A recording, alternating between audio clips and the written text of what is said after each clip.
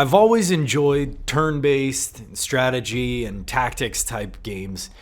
I find it very intellectually satisfying to be able to step back and observe everything on the board or the table or the situation, whatever, and be able to come up with the knowledge I have, the best possible turn. Maximize my characters and their abilities and their positioning, and win through just intellect and knowledge and map awareness, etc. I've always found that a little more interesting and engaging than real-time type games, StarCraft and even first-person shooters. I like being able to step back and observe everything.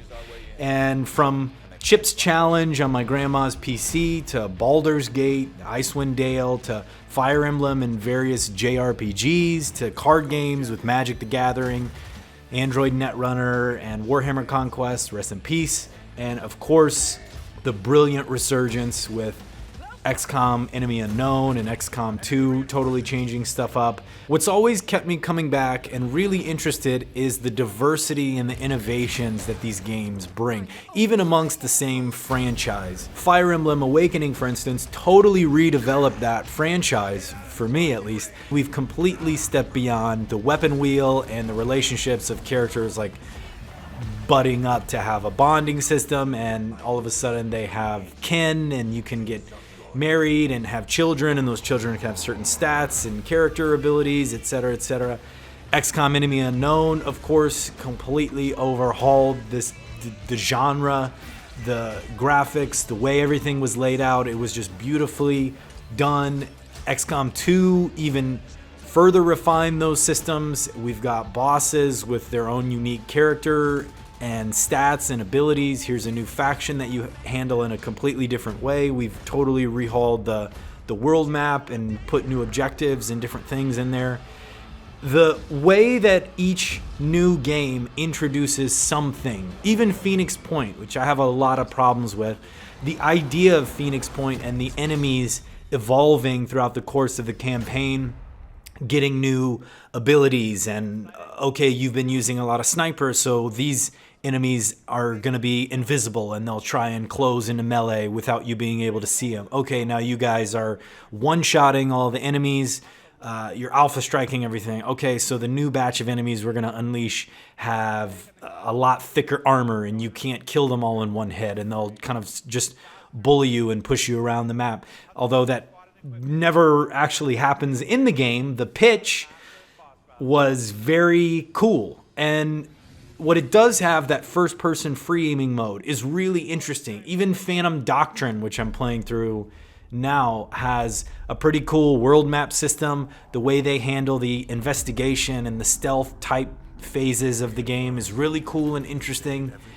Each game has its own unique twist on the genre, except for this Gears of War Tactics. I watched the trailer, I've watched it frame by frame, and I just can't find anything different about this. Now, Gears of War already seems like a perfect tactics type game. It's a cover-based shooter. There's multiple different enemy types with their own abilities and their own different guns.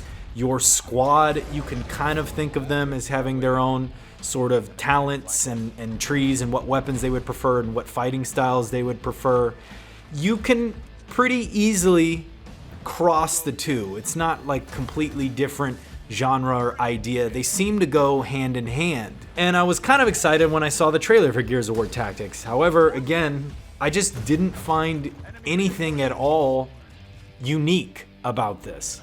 The only three things I saw, and I combed this trailer frame by frame, was at a certain point it says there's a partial hit but a miss. And I don't know if that's an issue with the UI or if they're handling shots differently. Maybe they're handling them the same way Phoenix Point handles them, where each bullet is modeled and each bullet can either hit or miss instead of the entire attack.